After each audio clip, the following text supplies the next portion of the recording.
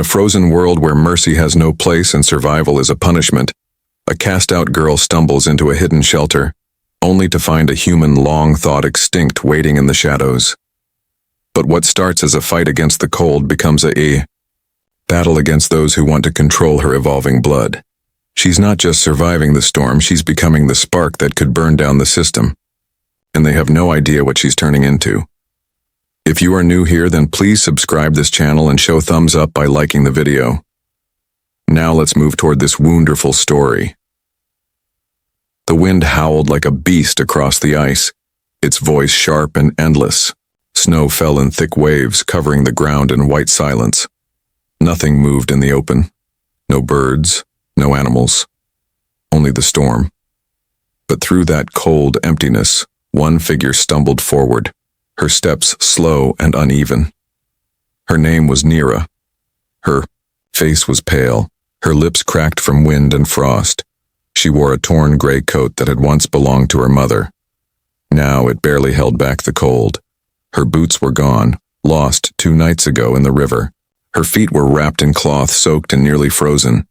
Every step was a battle. Every breath burned. She had been walking since dawn, or maybe longer.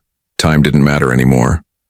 All she knew was the pain in her legs and the numbness in her fingers. The storm had come fast, rolling in from the northern peaks. The elders had said this season would be hard, but they didn't say it would kill. Still, Nira wasn't out here by mistake. She had been cast out, left to the snow. The Morn clan had no room for weakness. When she failed the trial of endurance, they gave her one last command: survive or vanish. She remembered their words like a slap to the face. You are no longer one of us. The ice will judge you. They gave her no food, no tools, not even a goodbye. Just turned their backs and walked away.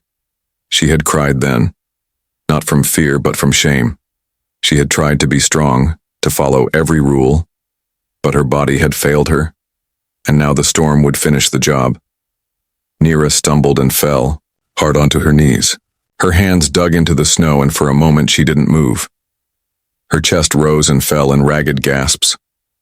She wanted to close her eyes, to stop, to let it all end.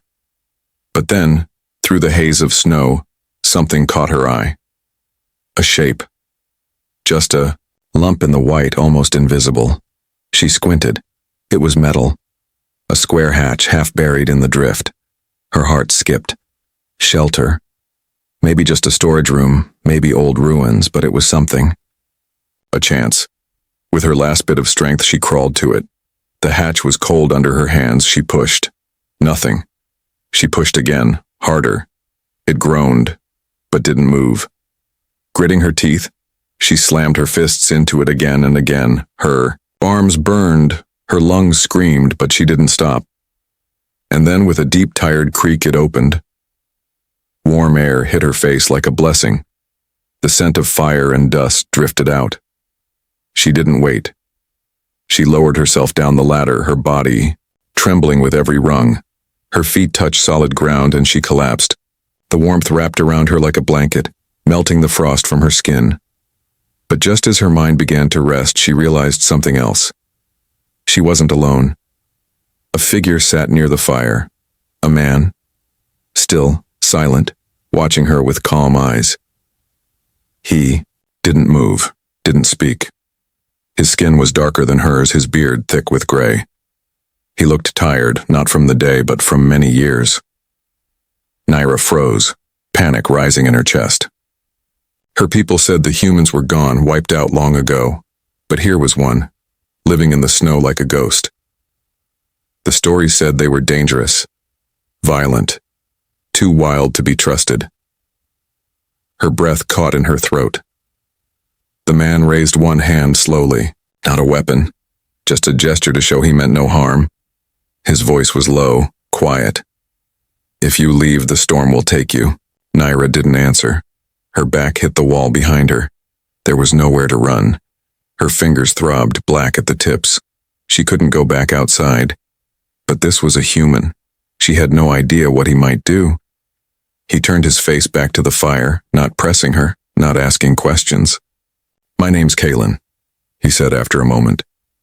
She stayed silent. "There's a blanket. You can take it." He nodded toward the fire. Still, she didn't trust him. But her body had its own needs. She crawled forward slowly, eyes locked, on him. He didn't move. Inch by inch, she reached the blanket, pulled it around her. It was rough and smelled of smoke, but it was warm. Her teeth stopped chattering. Her chest stopped shaking, and then, so soft even she barely heard it, she whispered, "Thank you." He nodded once. That was all. They sat in silence, the fire between them. The storm screamed above, but down here, in the quiet warmth, two strangers shared a breath of peace. One girl cast out by her people, one man forgotten by history. Neither one knew what would come next. But deep inside, Naira knew the storm wasn't the real danger. The real danger was sitting across from her, offering kindness. And somehow, that scared her even more. The silence inside the shelter was deep, but it wasn't peaceful. It was the kind of silence that came just before something changed. Naira sat close to the fire, wrapped in the heavy blanket Kaylin had given her. Her body still ached. Her hands were swollen, her fingers dark from frostbite. But she was alive. The heat from the fire had brought her back from the edge. Kaylin had not spoken much since she came in. He just sat across the room, watching the flames, his face half in shadow. She didn't trust him yet. Her people had taught her that humans were dangerous, unstable, liars. But Kaylin had not raised a hand. He hadn't even stood up. He just sat there like a man too tired to fight anyone anymore. As the hours passed, Naira's fever grew worse. Her skin burned even in the cold. She coughed, deep and painful. Blood stained her lips. She knew what this meant. She had seen others in the clan get sick like this after long exposure to cold and stress.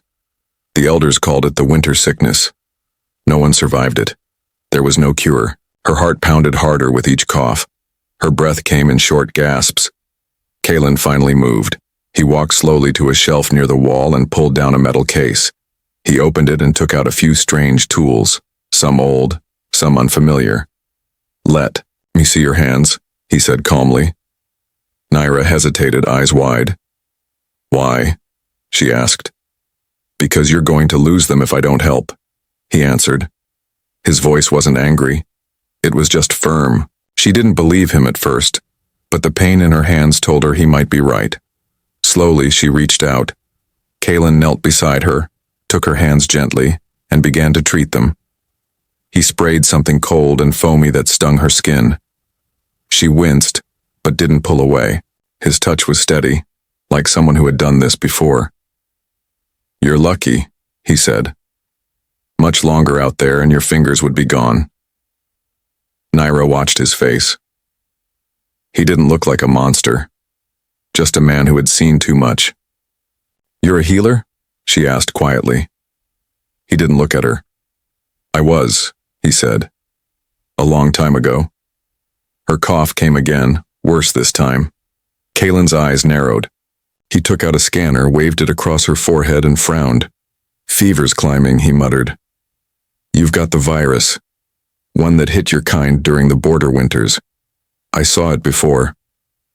Naira's eyes widened. "You've treated this?" "Tried to," he said. "It doesn't kill humans. Our bodies fight it. But yours—" He didn't finish the sentence. "Can you help me?" she asked, voice shaking. He paused, then opened a small vial and attached it to a strange injector. "Maybe," he said, "but it'll hurt." Naira didn't care. She nodded. The needle sank into her neck like fire. Her whole body twisted. She screamed, then collapsed into the mat near the fire. Kaylin caught her before she hit the ground and laid her down gently. He covered her with another blanket and sat beside her, watching her chest rise and fall. She was still breathing, but just barely. The fire burned low as night fell. Kaylin didn't sleep. He just stared into the flames, lost in thought. In his mind, he saw another face. Another girl. Not Naira. Someone from the past. Her name had been Lyra. She had been brave and curious and kind, but she had died from the same sickness. Kaylin had tried to save her, had used every trick he knew, and he had failed.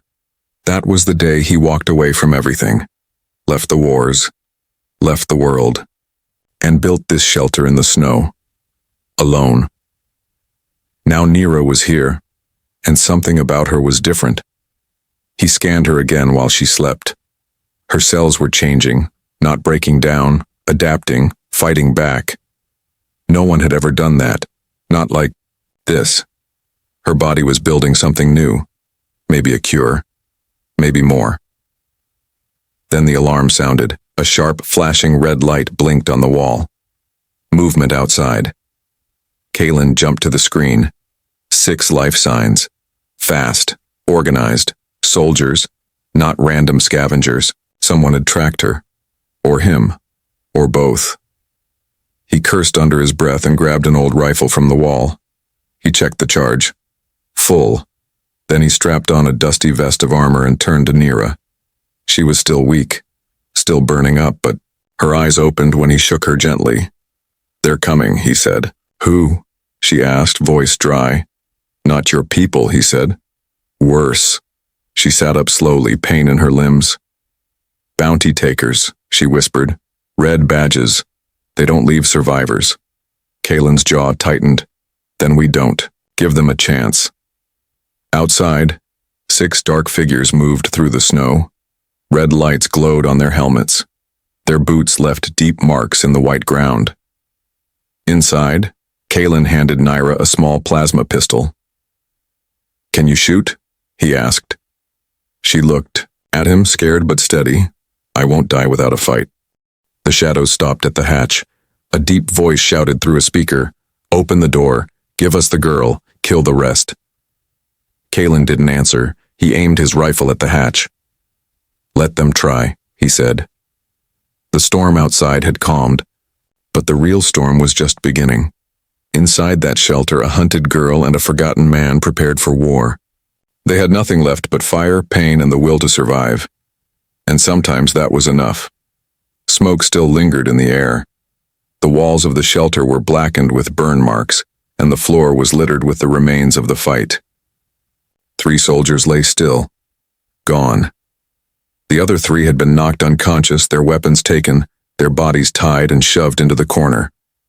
The fire had nearly died out, but the heat still clung to the room like a memory of survival. Nira sat beside it, shaking but alive. Her hands still trembled from the gun she'd fired, the first time she had ever used one. She had seen death now, not from a distance, but close enough to feel it breathe. Kaylin leaned against the far wall, blood soaking through the cloth pressed to his shoulder. He was pale, his eyes heavy, but he stayed awake. He kept checking the door, the sensors, the prisoners. Every few minutes he glanced at Nira like he couldn't quite believe she was still there. She had fought. She hadn't run. And somehow, in the middle of it all, something had changed in her. Nira stared at her hands. The skin on her arms shimmered, faintly in the firelight, like something glowed beneath it. When she had touched one of the soldiers, something strange had happened. His scanner had gone off. His voice had cracked. He had looked terrified. She had felt something too, a heat that started in her chest and spread outward, wild and powerful. But now, sitting here in the quiet, she didn't feel strong. She felt confused and afraid. "What's happening to me?" she asked, her voice small. Kaylin didn't answer right away. He walked over slowly and sat beside her, placing a small metal device in her hands. "Look," he said. She blinked at the screen. It showed a scan of her blood. The cells were lit up in bright colors, moving fast. "Your body," he said, "is changing. The virus didn't kill you. It triggered something else. Your immune system isn't just fighting, it's building. It's like it's learning." Nira's eyes widened. "What does that mean?" Kaylin took a deep breath. "It means you might be the cure, or something more." She didn't know what to say. Her whole life, her people had told stories of strength, of survival. But they had never said anything about this. No one from her clan had powers. No one glowed. She wasn't supposed to be different. And yet here she was, glowing and full of fire. Suddenly, a red light blinked again on the control panel. Kalen cursed and dragged himself across the floor. He looked at the screen, his jaw tightening. "They sent a signal before we stopped them," he said. "Reinforcements are coming. We have maybe 10 minutes before another ship lands." Nira's heart dropped. "Then we need to go," she said. "Now." Kalen nodded and grabbed his med kit, the scanner, and a few weapons. Nira helped him to his feet. He limped, but he could still move. They packed fast. Nira found a heavy coat and a backpack from one of the soldiers. Inside it, she found a black card with a strange symbol, a red circle with sharp lines running through it. She showed it to Kalen, and he froze. "That's not bounty gear," he said. "That's corporate. A biotech company, not hunters." Nira looked confused. "Then, this wasn't about punishment?" Kalen shook his head. "No, it was business. You're not a threat to them. You're a product." The hatch opened with a hiss, and cold air rushed in. Snow still fell, but the storm had passed. The world outside looked quiet, but they both knew better. Nira helped Kalen onto a small sled, the only way he could move fast in his condition. She pulled it behind her, her hands tight around the rope. They didn't look back. The shelter had saved them once, but now it was just a target. They moved fast across the snow, heading east toward the ridge caves. Kalen guided her with tired words, pointing to narrow trails and old paths hidden in the white. The cold bit at her cheeks, but she didn't feel weak. Not anymore. Her body stayed warm, her muscles strong. The fever was gone. Her steps were sure. Whatever was happening to her, it was keeping her alive. By the time they reached the caves, the sky had turned orange with the setting sun. They ducked inside and made a small fire behind the rocks. Kalen set up a cloaking field to hide their heat from drones. Then he slumped against the wall, breathing hard. Nira sat beside him, watching the flames. "I think I was meant to die in that storm," she said, "but I didn't." Kalen looked at her, his voice rough. "You survived because you were stronger than the storm, stronger than the sickness, and they know that now." She nodded slowly. "So what happens next?" Kalen's eyes darkened. "They'll come again, with more force. They don't want to heal anyone, Nira. They want to own the cure, and you are the cure." She didn't speak. She stared into the fire and thought about everything. Her exile, the sickness, the man who had helped her when no one else would. And she thought about the men who had tried to take her, not to help, but to control. Her hands glowed again, just faintly. She flexed her fingers. She wasn't a frightened girl anymore. She wasn't a mistake. She was something new.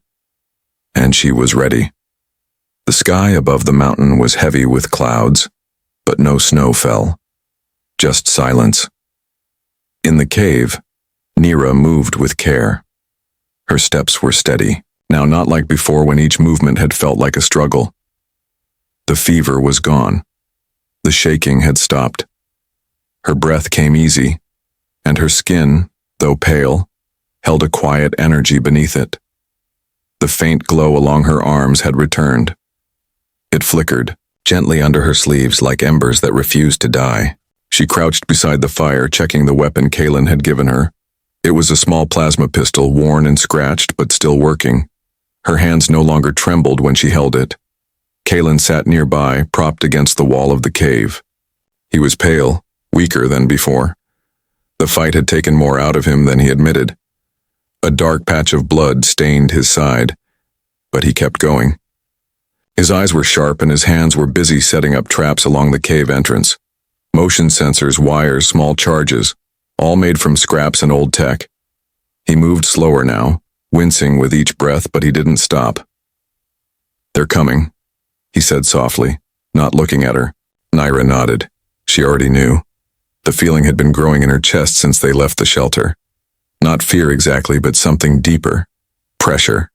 Like something waiting just beyond the ridge, waiting to fall. She didn't ask how many. It didn't matter. One or many, she had already decided she would not run. A sharp beeping sound broke the quiet. Kalen turned toward the small screen attached to the scanner. "They found us," he said. "A ship just entered the valley. Bigger than the patrols. Heavier. Private military." Nira didn't move. "The same ones?" Kalen shook his head. "No, these are different, cleaner, smarter. The ones before were just a test.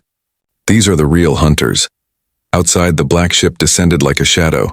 No lights, no noise, just power. 7 figures stepped out, all in black armor marked with the red circle and sharp lines, the same symbol Nira had seen on the card. Their helmets gleamed and their movements were perfect like machines. No shouting, no wasted motion. They were here for one thing. Inside the cave, Kalen handed Nira a small disc. "If they get close, use this," he said. "It'll stun 1, maybe 2, then run." Nira didn't take it. "I'm not leaving you," she said. Kalen gave a tired smile. "You're stronger now," he said. "You don't need me to fight." But she did. Not because she was weak, but because he was the only one who had ever helped her without asking for anything. He didn't treat her like a weapon or a problem. Just a person. That mattered more than she could explain. The first red light appeared, near the mouth of the cave, then another. The soldiers moved in silence, flanking both sides. Kalen whispered, 3 front, 2 to the left, 1 above. Nira blinked. "How do you know?" He didn't answer. He just handed her the second pistol. "Shoot fast, no second guesses." A flash grenade exploded at the cave entrance. Smoke filled the air. Nira's ears rang, but she didn't freeze. She moved to the side, heart racing, but clear. The first soldier stepped through the smoke, silent and fast. Kalen fired first, 1 shot to the chest. The soldier dropped. Another rushed forward. Nira aimed and fired. Her shot missed, but Kalen's second one hit the leg. The man collapsed, but they were still coming. From above, another attacker dropped down near Nira. She turned and threw the disc. It hit the soldier's chest and exploded in a burst of light and sound. The man fell, twitching. Sparks flew from his gear. Kalen coughed, blood on his lips. "Nice throw," he muttered. Nira smiled for the first time in days. 2 left. 1 came at Kalen with a plasma knife. The clash was fast, rough. Sparks flew as weapons locked. The last one ran at Nira. She shot, missed. He tackled her. They rolled across the floor. Her pistol slid away. The soldier raised a fist, but stopped. His scanner beeped wildly. Nira's skin had begun to glow again, brighter now. Light ran under, her veins like fire. Her eyes turned gold. The soldier tried to back away, but she grabbed him with 1 hand and threw him against the cave wall. He didn't get up. Kalen turned just in time to see it. "You're changing again," he said, panting. "You're not just immune. You're becoming something else." She didn't answer. She felt it too. It wasn't just power. It was clarity. Like she had stepped into the person she was always meant to be. Not an outcast. Not a mistake. A force. The last soldier fell and the cave grew quiet again. But it wasn't peace. It was the stillness after something big. The fire crackled. Kalen leaned back, barely awake.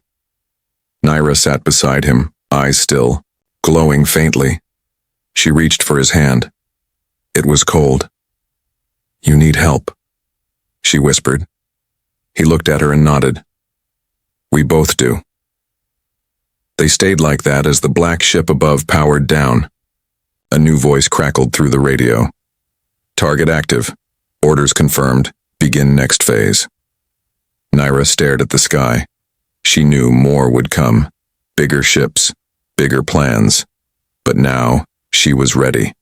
She wasn't prey anymore. She was the fire. And the fire had only just begun to rise.